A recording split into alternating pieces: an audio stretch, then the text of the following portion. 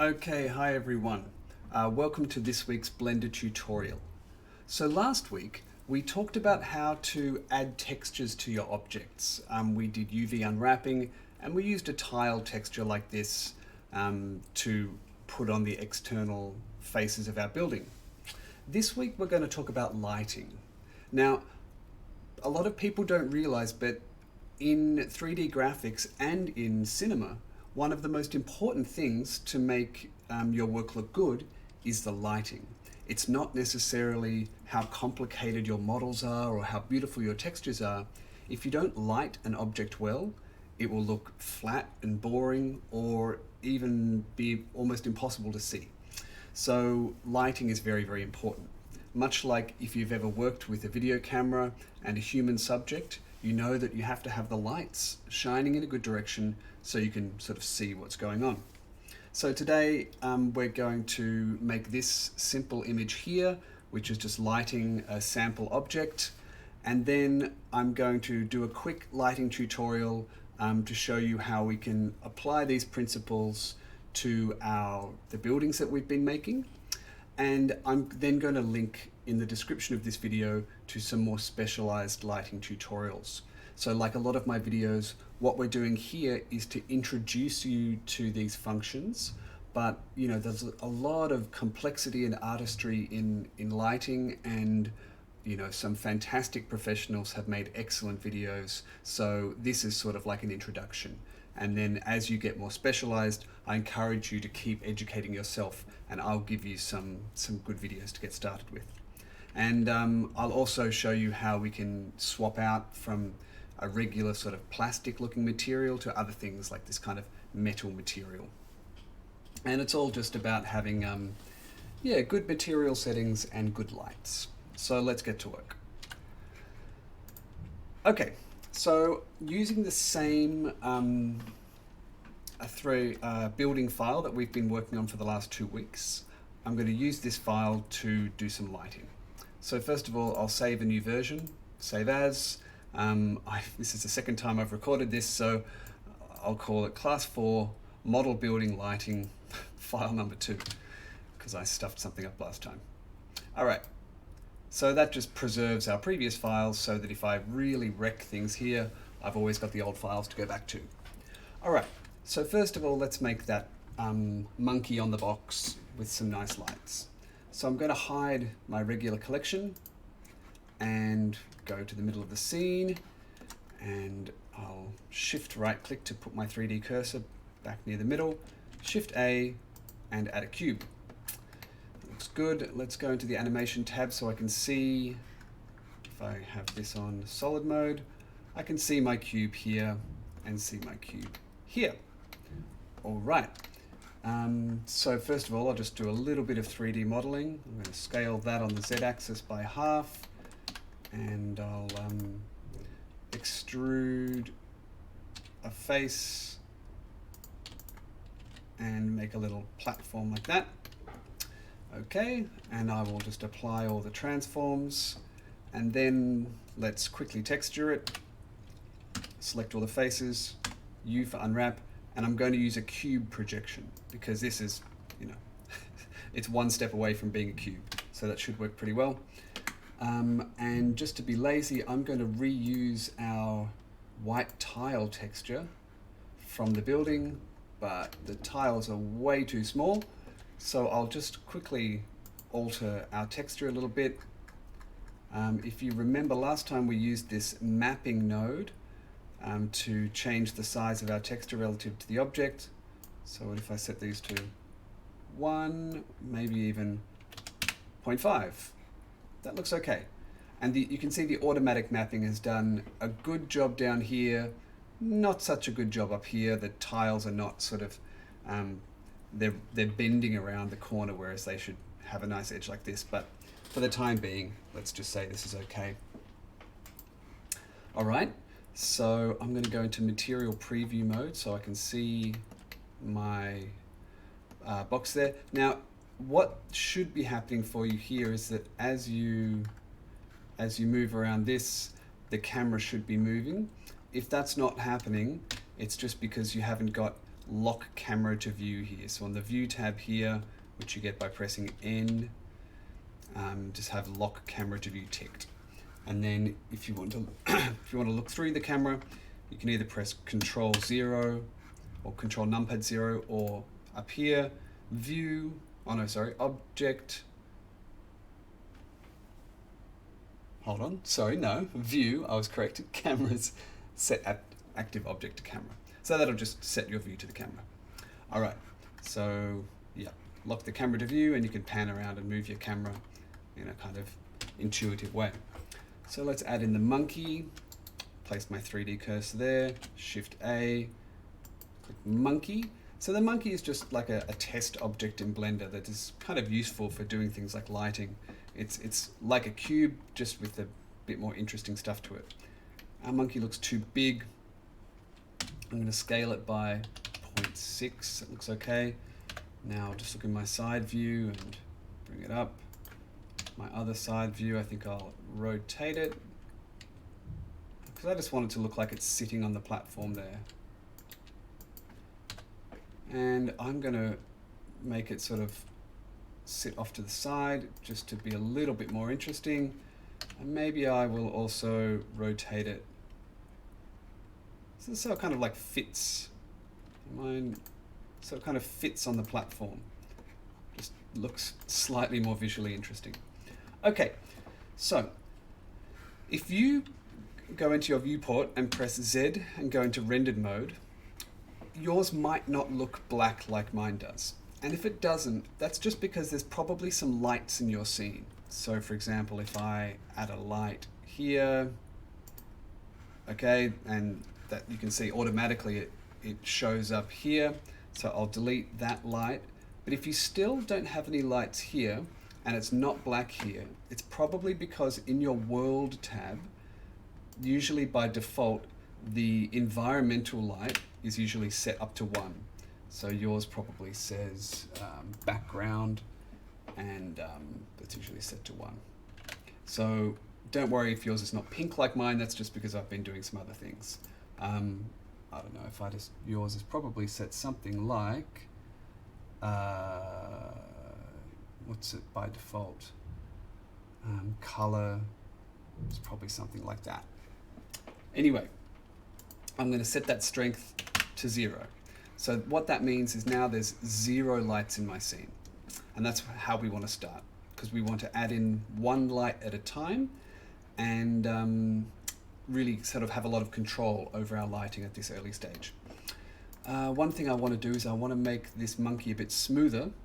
So a nice way to do that is I'll add a modifier, which will be a subdivision surface, which will just give it a few more faces. And then I'm going to right click on the monkey and click on shade smooth. And if I go into solid mode and I go shade flat and shade smooth, you can see that it's not actually giving it more detail, it's just telling Blender to treat it in a different way. And this is telling it to treat it as if it's very smooth.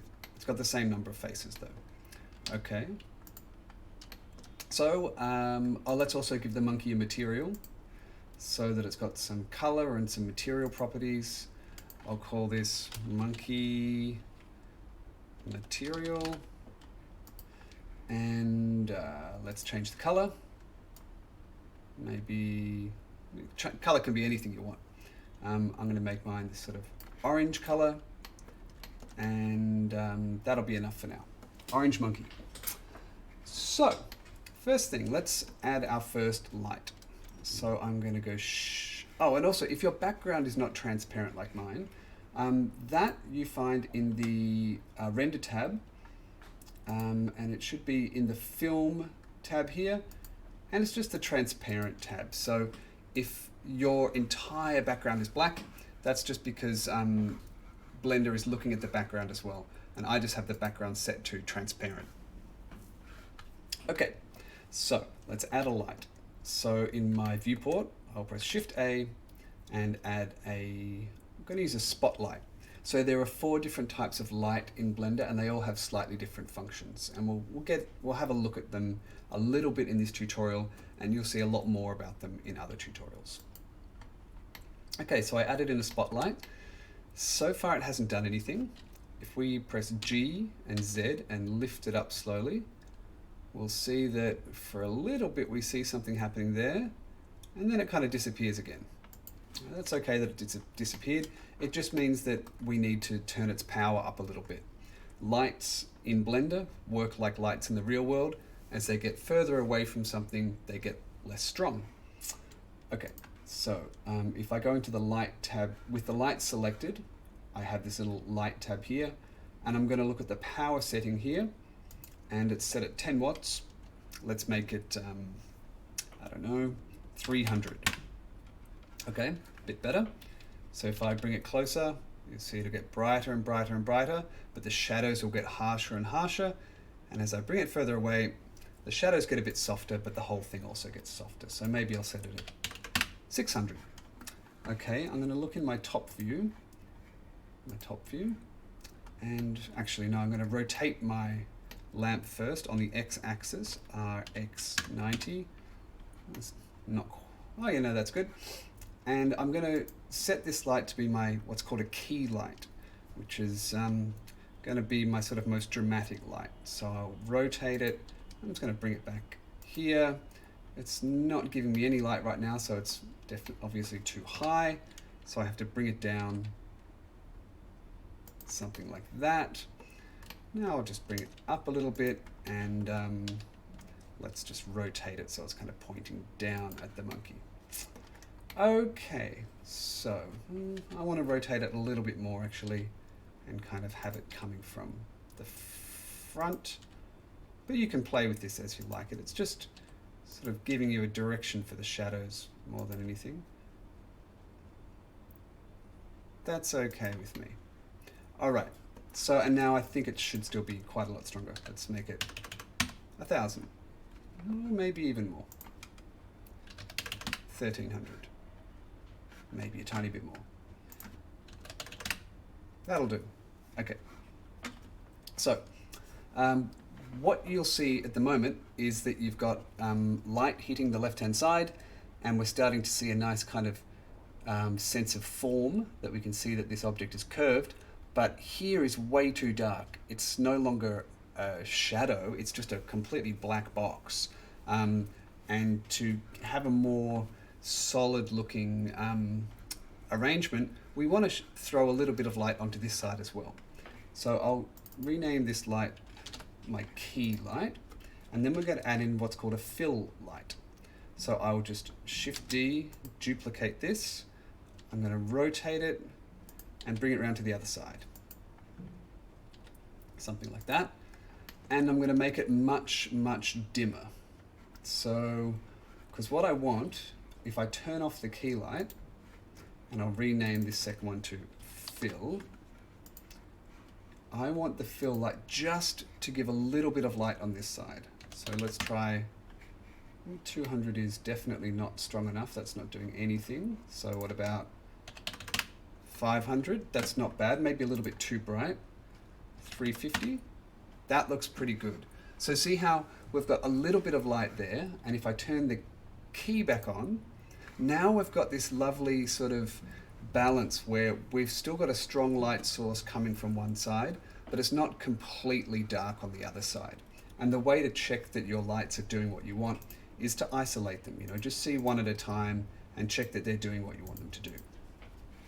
Now there's a third type of light that this is like a sort of old classic Hollywood technique. It's called 3-point lighting, when we have the key and the fill. And the third light is called the rim light. And what the rim light does is we want to grab just a little bit of reflected light on the edge of our shape. And it just completes that sort of tonal structure where the object feels round and full. For a human, it's usually just to grab the little bit of hair on top of your head so you don't disappear into the background. So to do that, basically we have a very bright light completely at the opposite end of our camera. So I'll grab my key light, duplicate it, and what I'm going to do is just bring it around right behind my monkey,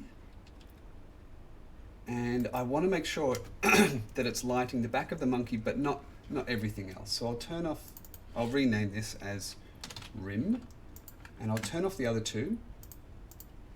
And what we want to do is just grab the sort of the edge of the monkey and not throw too much light on the platform and everything else.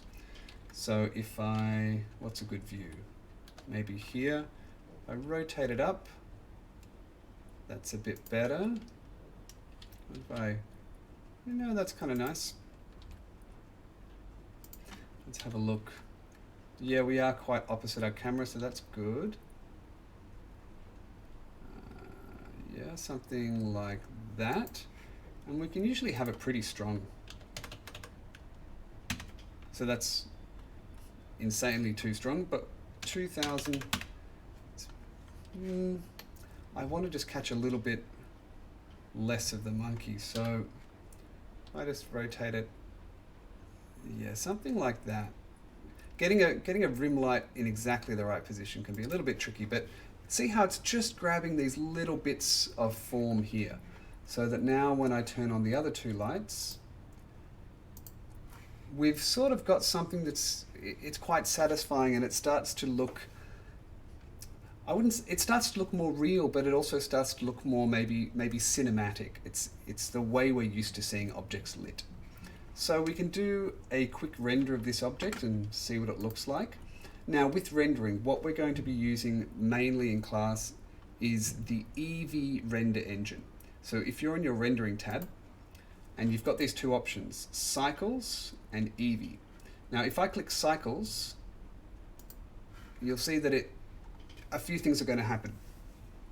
It takes a little bit longer to render depending on your computer, and the lights and the colors and everything looks a bit different. Now cycles is what's called a ray tracing render engine.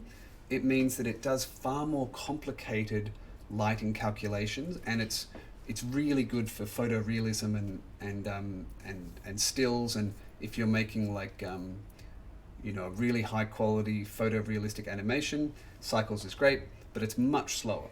And we can get still quite good effects with Eevee. And if I was doing cycles, I'd have to light things a bit different because everything is already too bright. But what cycles is really good at is creating all the nice sort of miniature little shadows and stuff like that. But we can also fake some of that in Eevee, actually. Why don't I'll show you one more trick before we finish rendering this monkey. If I add in so Eevee is what's called a real-time render engine. It's actually the type of rendering you'd have in a computer game where it doesn't really take much time to render a frame at all. It almost renders 30 frames a second because that's what computer games do. They're rendering the video as you're playing, so they're very, very quick. But they have to make some sacrifices that ray tracing things like cycles don't have to do. So cycles makes much more complicated calculations, but much slower. But the great thing now, and it's really good for working at home if you're not on a good computer, with Eevee, you can still do amazing renders, and just by faking a few extra things. So what we're going to do is we're going to add an Irradiance Volume. I think that's what we want. So I've just gone Shift A, Irradiance Volume, and it brings up this cool little thing with all these little dots in it. And I'm going to make it a little bit bigger, and it's okay. And then what I'm going to do is I'm going to bake a lighting map. So in the render tab, I'm going to bake Indirect Lighting. Now, I didn't do this before the tutorial. Hopefully it doesn't take too long. Let's just see what happens. If I click that, not too bad, okay? That only took a few seconds to do. And what that should have done is it should have just given us slightly richer shadows. And maybe we'll talk in class a little bit more about what indirect lighting is. But basically, it's faking a lot of the cool stuff that Eevee does by pre-calculating reflections and stuff like that. Okay, so now let's render an image. Render image. And yeah, that's not bad. I've got the monkey here. It's kind of got this plasticky texture, and it's beautifully lit on this floating tiled background. And my tiles might look a little bit better than yours. I'll show you why in a second.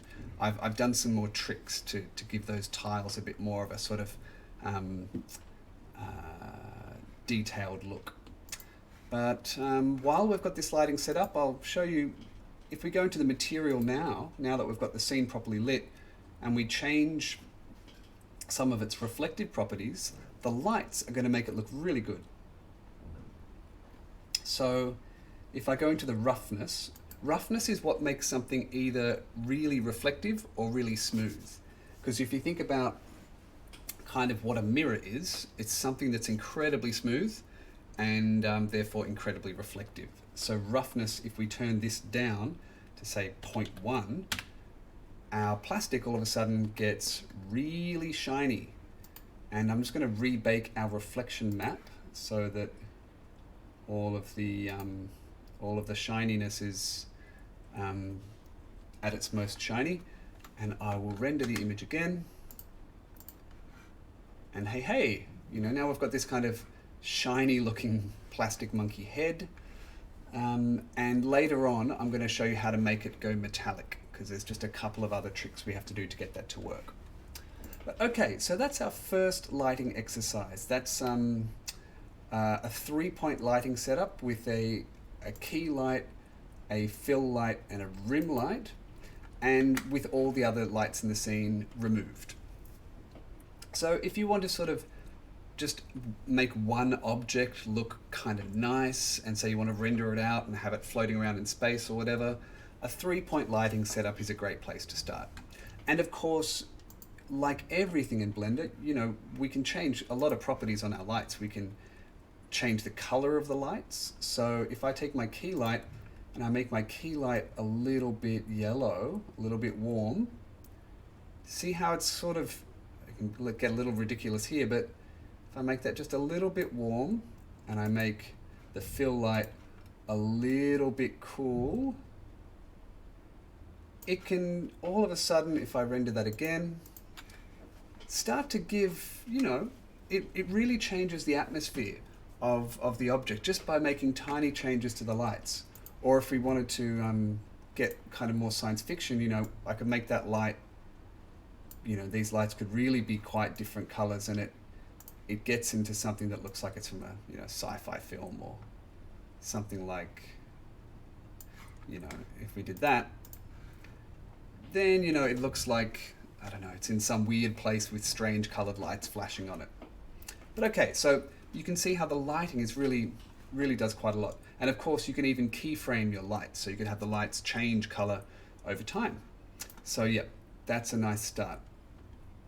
What I'm going to do now is I'm going to put all of these things here into another collection, and I'm going to hide them. So I'm just going to M to move into a new collection called Monkey. So we can keep it, but just kind of hide it. And now we're going to go back to our main collection, excuse me, with the buildings. All right, so because I've hidden the monkey collection, that's where the lights were. Everything here is dark again, which is good, and I guess I can zoom out a bit and see our buildings. Now, there are a lot of different ways to light a scene in 3D these days. And what I'm going to show you now is a very quick way to light a scene that is one of the most sophisticated ways that people do lighting now. And so I'll send you some tutorials that explain how this works, but basically, if you think of lighting outside, it's not just the sun. What's actually happening is that you have light reflecting off almost everything. You know, the sun will hit a building and the building reflects some light onto another building, and clouds reflect light, everything reflects light. And so what people now do is they have what's called an HDR, a high dynamic range image, and you use the image to shed light on the scene. And it can be a really good way of getting particularly a complex outdoor scene lit well. I can see now that I need to reset my tiles here to make them smaller again, because this is looking kind of weird. So let's just quickly go back into the shading tab. And I'll set this value back on my mapping node to 10. So my tiles are tiny again. Okay, so where were we? Animation tab. Okay, so what we're going to do now is add in an HDR texture. Now, I'll show you where you can download them. There's a great site called HDRI Haven. And HDRI Haven has a lot of free HDRI images, and they look like this. Now, you can also buy them online, and when they're free versus when you buy them, it can be a little bit hard to tell the quality. I think this website's pretty good. Like if I click on one of these images, it should tell you the dynamic range of the image, as in how much light variation is in the image, and you know, various other technical information. But the most relevant things are the dynamic range, so that we can actually use it to light the scene, and how big it is. And now one of the tricks with high dynamic range images, and I'll send you a better tutorial on this, but the larger the image, you know, you might get a better quality render, but it will really slow things down. So I don't usually go above 4K, that's already pretty big. And if you're having really, really slow renders, especially with your animations, use a lower resolution HDRI image, or there are some other ways that you can optimize it that very clever people have worked out, and I'll share them in the link of this video. Okay, so what I want to do is add one of those images into the background of my scene. So I've already downloaded one from HDRI Haven, and I'm going to go into the World tab, and here I want to set my background as an environment texture, and I want to open an image. And where did I put them? Okay, I think it's in this folder. Now, which one did I use? Can I remember? Maybe this one? I had a couple. Or maybe this one. Can't remember. Now, if I go to render, oh, okay. If you can't see it, it's probably because I left my background still set to transparent. So if I go into the film tab and untick transparent, and this strength value here, if that's still set to 0, I'll set that back up to 1. Okay, so now, okay, there's the image I brought in, but all my buildings are still black, and that's just because I left on this, sorry, I've got this stupid overlay thing here. In the render tab, I think I still had that baked lighting still there, which we just want to get rid of. Oh, sorry, render tab. Delete lighting cache. Okay. So now we've got our image back, and we've got this daylight scene. Now, it's not super duper interesting so far. Like if I can zoom in here, and you can see that it's giving things a bit of light and even some reflections, and I could, if I render an image, I mean, there's a bunch of problems with this image. I'm going to change it. Obviously, the scale's no good. The scale between our buildings and the image is not great. I just want to change this. Actually, I think it was a different image I used. Let me open to my sky domes. Maybe it was a Canary Wharf image that I was using. Oh no, maybe it was Hanatsplatz. Is that one? That was, yeah, this is the one I was using. Okay, because I wanted a nighttime one, just to sort of make things interesting. So I've got this image here, and what I want to do is move my camera somewhere interesting. Where's my camera? Go to top mode. Maybe I'll put this in unshaded. Where's my camera? My camera's out here. Okay. So the first thing I'm going to do is frame my view. And I was thinking, you know, I can put my camera kind of in between the buildings. And even though the scale's not perfect on this image, I'm just going to show you how you can sort of mess around with things a little bit and start to make an interesting image. So let's go into the camera tab, and I'm going to set the focal length here to something small. I'm going to set it to 15. And whoa, okay, see it's zoomed out our camera.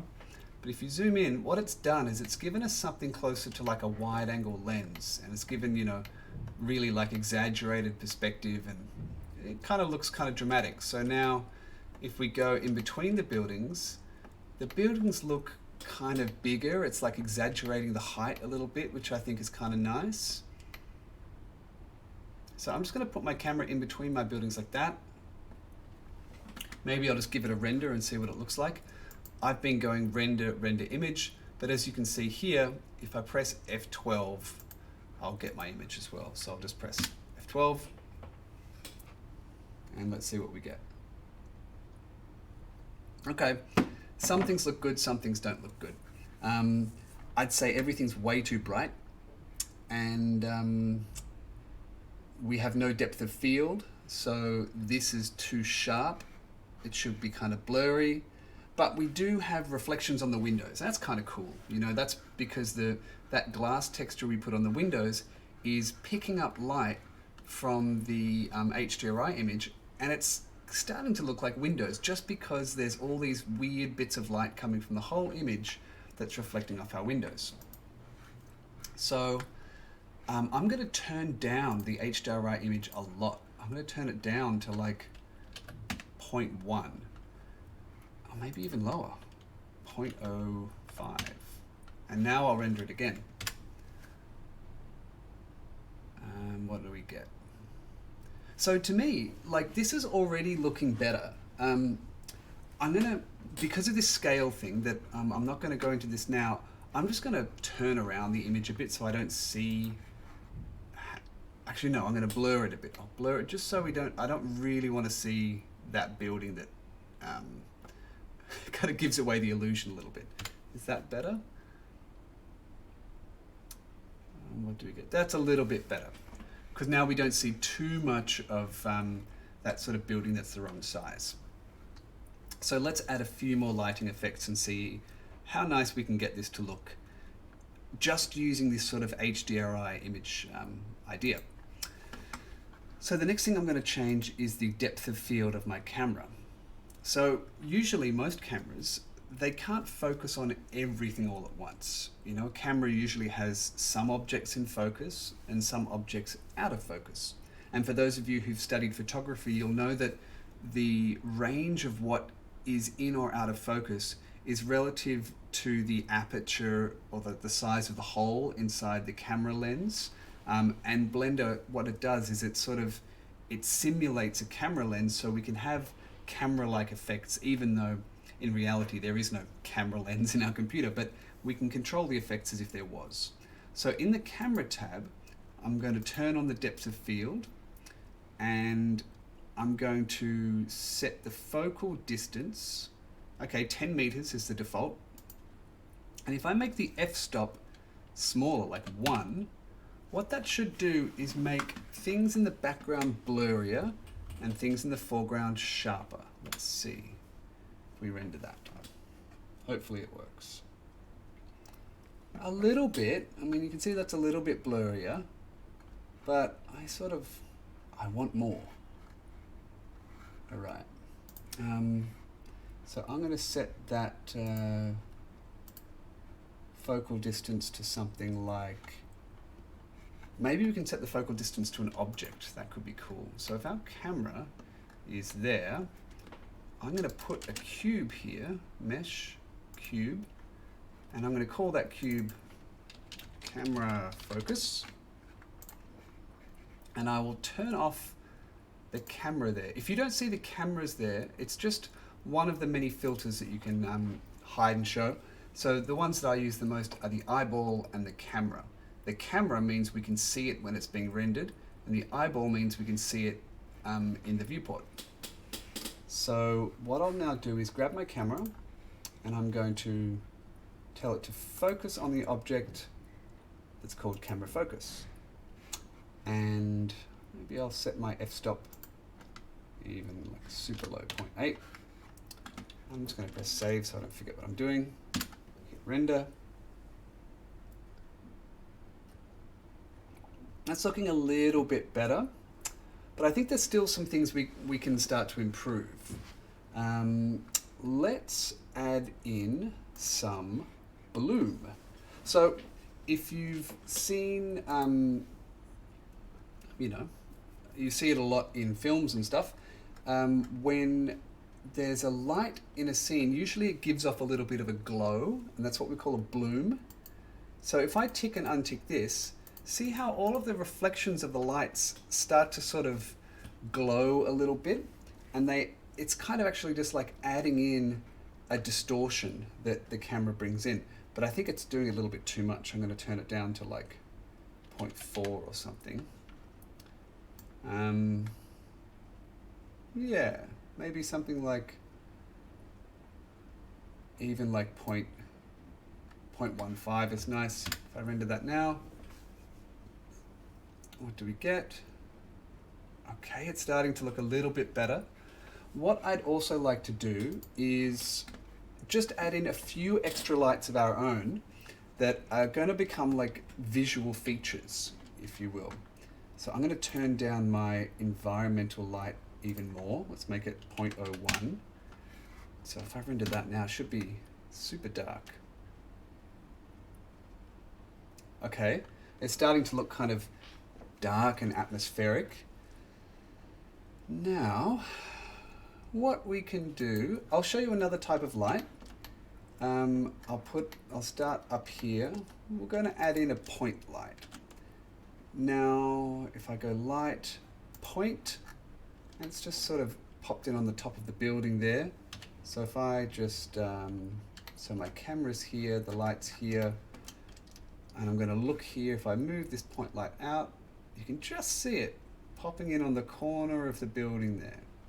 And I don't really know what these should be in real life. I'm just sort of looking out my window, and there are sort of like random lights in places, sometimes up around the tops of buildings. It could be a billboard or something. So I'm just going to grab it and drag it down a little bit. Maybe I'll bring it out, and I'll turn up its intensity. It's at 10, so if I make it 50, maybe something like that, I don't know. And I'm just going to duplicate it. Add a bunch of these sort of lights in the sky, duplicating these lights. And it's just, now if I render this now, what have we got? Okay, so those extra lights I've added in, to me they just kind of, they're starting to add a little bit of interest. It seems like maybe somebody up here has a bright light on in their apartment, and it's casting a light onto the building next door. So maybe I'll just do one or two more. Maybe if I grab these two and duplicate them, Shift D, and then grab them and bring them down. You know, because that is a little bit like what it looks like if I have my lights on and I look at the building across from me. It does look a little bit like this, you know, the lights shine in from one place to another. So that's cool. Let's have a render of that. And the more lights and stuff we're adding in, you know, we're probably slowing our render times a little bit because Blender has to calculate what all these lights are doing. But okay, it's starting to look, you know, much more atmospheric, and you know, the nice reflections on the glass are playing off well against how the light here is revealing some of the detail on the side of the building, and it just starts to become more visually enjoyable. So I'm going to show you how to add another type of light, which is, it's not actually a light. What we can do is we can turn objects into lights. So for example, if I put my 3D cursor here and I Shift A and add a cylinder, if you think of most lights like a fluorescent light, like the light that's a tube, it's exactly that. It's just a cylinder. So we can turn a cylinder into a light tube. So I'll rotate this on the x-axis to get it facing the right way, scale it down a lot, I'll focus in on it, grab it so I can see it, And now I need to scale it on the y-axis. I'll do that maybe by 8, SY8, enter. It's still kind of too thick, I think, so I'll just scale the whole thing down by S.4 and then SY2, something like that.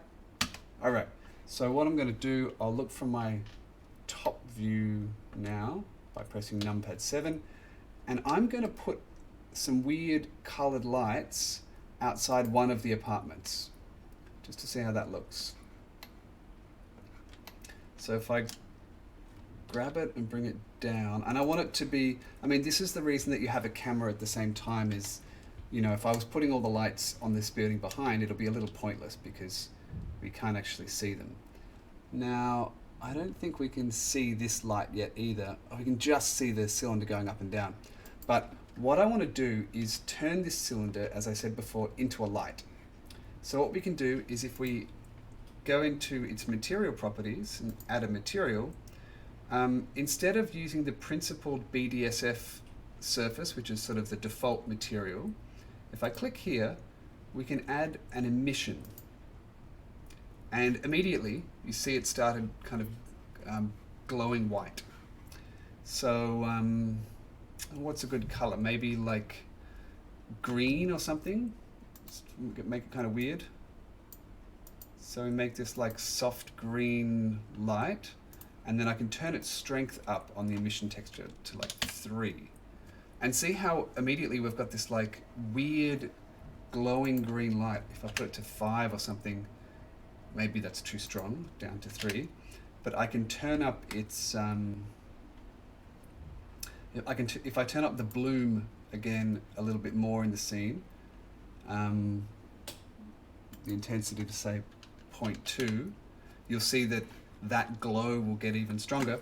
And so now if I put this up, I don't know, under here where you might expect to find a fluorescent light, it's actually kind of long, it looks a bit weird. So I'll do SY 0.6, and then I'll GY. And basically like, I don't know who lives in this apartment, this fictional apartment, but I'm going to say, you know, it's a kind of weird apartment because they've got these like strange glowing green lights above them. So if I press Shift D and then GY, I'll make a second one. Shift D, GY, make a third one. It's actually a little bit long, so SY, I don't know, 0.7. Okay. So, yeah, all right. Now we've got these green lights outside this apartment. We don't know what their deal is, but that's what they're into. So if I render this now by pressing F12, what do we get? What do we get? Okay, it's, you know, kind of interesting. The green is a little bit, it's kind of unbalancing the image. It's too bright, but I like the glow. So what I can do is I can turn the brightness of the green down, but keep the bloom high, if that makes sense. So I'll show you what I mean. So if I go back into the material here, I can leave its strength at 3, but I can actually make its color darker. And if we're lucky, we'll get something that's kind of, and maybe it's too green also. Maybe I need to desaturate that green a little bit. So what if I turn that down and then turn its strength up even more? There's probably a few things that I'm not sure if they're doing exactly what we want. And there are a few other little settings you can turn on, like screen space refraction, and we might even make another one of those light probes. And in Eevee, the real-time renderer, we can still do a lot to tweak these lights and have them start to do cool stuff. So what are we getting now? It's not too bad, it's a bit better. And again, much like with our 3D modeling, a really nice way to learn lighting is, you know, take a photograph and see if you can copy the lighting, see if you can make it look realistic relative to a reference point. So you'll have to tune it a lot. I mean, if I look at this image now, there's a lot of things that we could fix on the model that would make it look better. Like, see how these edges here, they're very sharp. If we were trying to make something super realistic, we'd probably do what's called beveling the edge, which is where we add a second edge so it kind of cuts the corner off it a little bit, because in real life there are no perfectly sharp corners, whereas in Blender it makes these perfect mathematical rectangles that actually, you know, no wall, if you look up close, is ever a very sharp edge. It's always a little bit round. So these things, once our lighting looks better, these things start to look a little bit unnatural. So maybe I'll put in a light probe. Actually, if I put in a light probe now, it'll probably take a long time to calculate. I might just put in one with not too many samples.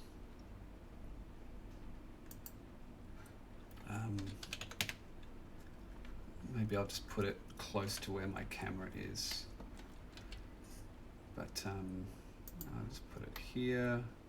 So this is just going to calculate some extra reflections and stuff in the area where we're looking.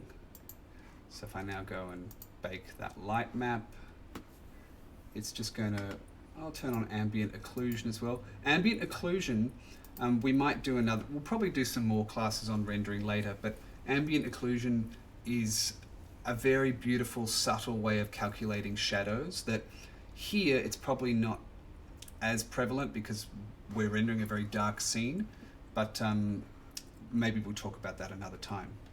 Maybe I'll turn on screen space reflections as well, and then I will bake my indirect lighting again. This might take a little bit longer. You can see this process bar down here because I've got more lights in the scene, so Blender has a little bit more to calculate, but it should make the lighting and the reflections all a little bit more kind of interesting. So let's render it now and see what it looks like.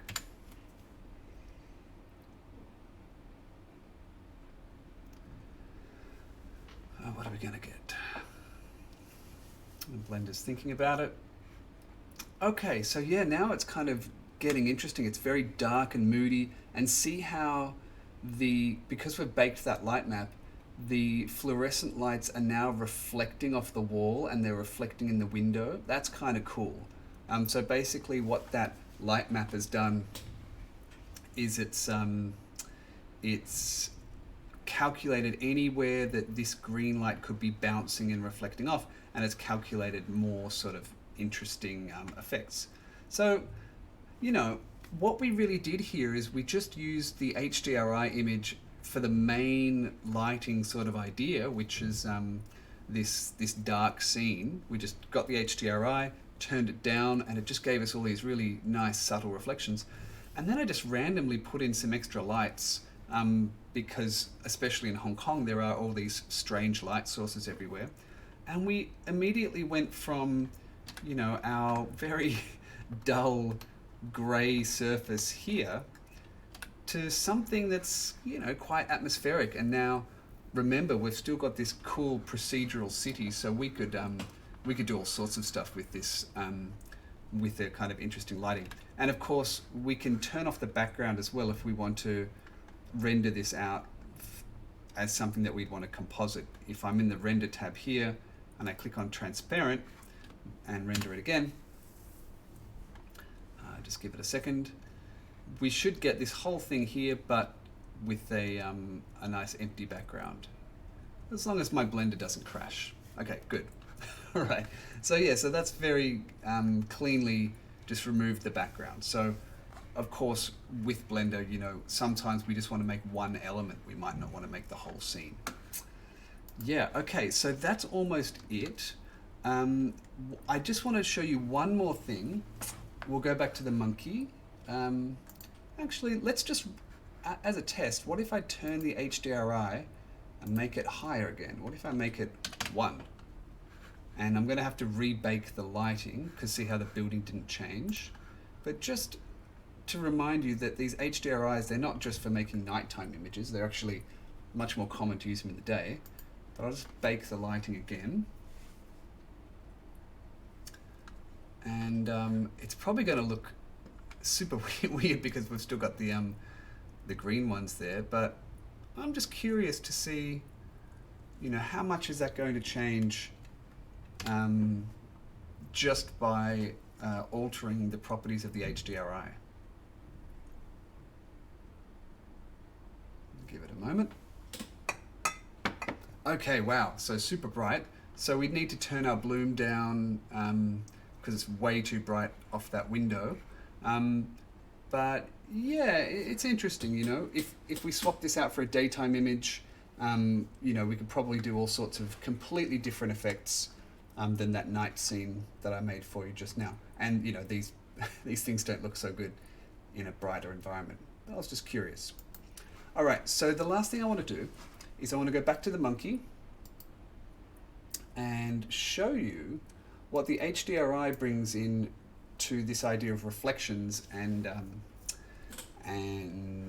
metallic textures. So I'll hide the collection and I will, what will I do? I've got all this stuff. I'll put all the lights, I might put them in the same collection as the buildings, so they're hidden as well. And bring back the monkey. All right. And I'll probably turn that background to transparent because it's a little bit distracting.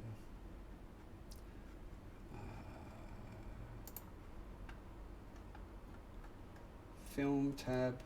Where's my film tab? Further down, there we are, transparent. Okay. So where's my monkey? On the cube, let's full stop to focus. Now, okay, our camera, I'll get rid of that camera focus cube. Our camera is completely out of position now. Oh, and of course, we've got that wide angle lens. I should just set it back to 50 millimeters, which is its default. So where's our camera? Camera, camera tab, focal length, put that back to 50. And I'll turn off the bloom and everything just for a moment because it's a little distracting. All right. And our depth of field is still on, so look at the camera, it's all totally out of focus. But, all right, so let's just get back looking at our monkey. And why don't I put the camera focus, I can leave the depth of field on, but instead of it being focused there, I can focus it on the monkey. That might make a bit more sense. I'll just use the eyedropper tool and click on the monkey. It's kind of nice. Now, before, if I put a metal texture on the monkey, whose name I should have told you is Suzanne, I'll just got to fix up my tiles are all tiny again. Just go back and grab the cube and set this back to 0.5. No, that didn't do it. Hold on. Select those, 0.5. And go back to my animation tab. Okay, that's better. Now, before we had the environment texture, if I turn this to 0 and go back to our... Oh, okay, I've got to get rid of that baked light. That's confusing things a little. So just delete the lighting cache. Okay, so this is the lighting setup we had before. Maybe I'll change these colors back to something a little bit more, a little bit less extreme. Like that. Now, before we had the HDRI image, if I set Suzanne to a metal texture, it probably wouldn't look that good. And so the easy way to change it to metal is you've got this tab here called metallic in the material settings. And if I set that to 1, here it looks good in material preview because material preview always has an HDRI image kind of hiding in the background. But here, when we don't have the material preview on and I render it, it's probably not going to look fantastic because it doesn't really have anything interesting to reflect off. And if you think about what makes metal look, or something shiny look shiny, it's everything else around it reflecting off it. But once we've got an HDRI image in the background, if I turn this back up to, let's even something low, see immediately the reflections look excellent. And somewhere in there is that whole image is reflecting on our monkey. And you know, it looks fantastic. And you don't even really have to have it up that high. I can probably put it even quite low. It's just the fact that there's all that extra interesting light information. It means that the metallic texture all of a sudden looks pretty great. So if you ever want to use metallic textures, I recommend having an HDRI in the background, or at least, you know, quite an interesting lighting setup, because without it, I'll go back to it again. If we turn that off, there's just not enough interesting lighting information to justify having a reflective surface. But yeah, the beautiful thing about HDRIs is all of a sudden, you know, we've got these kind of wonderful reflections in here. And yeah, on this smaller scale, our depth of field is really looking pretty interesting. See how we've got sort of the object out of focus here. Our focal point seems actually to be sort of around here somewhere. And it really does, if I render this, it really does give us the illusion of something that's becoming quite photographic. And that's simply because we've got nice lighting, nice reflections, and depth of field. So like these tiles here are in focus, these tiles are out of focus, and you know, all of a sudden we're faking the world pretty well. Now the last thing that I'll mention is that I told you that my tiles are probably going to look a little bit better than yours. And see how the tiles, they even look like they're a little bit bumpy? That's just because I sort of completed the texture setup that we started last week. So the last thing we'll have a look at, excuse me, let me just have a sip of tea. The last thing I'll show you is in the shading menu. If I click on my my tile texture, I have 3 times more of these image textures than you probably have. So what you had originally was just the white, you know, whatever material you used. If yours was white tiles or something else, you connected it to your UV map through the mapping node so you can change the size, and then you connected the vector to the image and the image color into the base color. Now, if you're wondering, there's so many other slots here. Basically, these slots give us all sorts of other inputs to control. And as we saw in the tutorial today, I was adjusting the roughness by number to make something more shiny. But we can also plug in other images to these coordinates. And if you have a look, what I've done here is that I used a HDRI texture pack. So one of my textures here, the glossy one, is controlling kind of how shiny, if I go into rendered mode, how shiny my tiles are. See how we've got that, if I move them around, the tiles are actually reflective in uneven places, like in the gaps of the tiles. They're actually reflecting as if there's actually tiles there.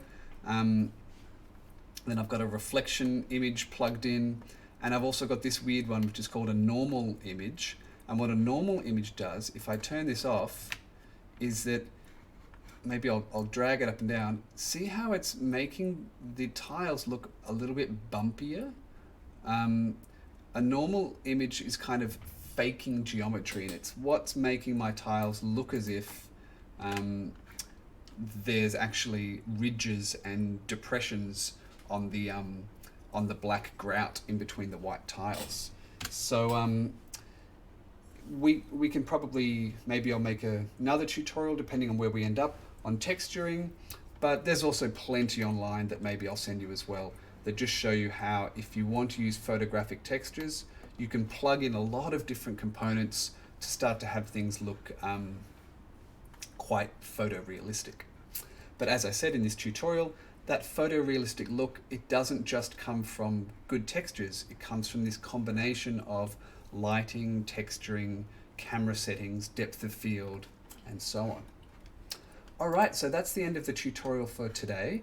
What we've done is we've looked at a basic 3-point lighting setup, and then we've looked at high dynamic range images and combining that with artificial lights, and then coming back to our simple object and seeing how, again, we can use that combination of environmental textures for reflections and these kind of studio lights to get solidity and form.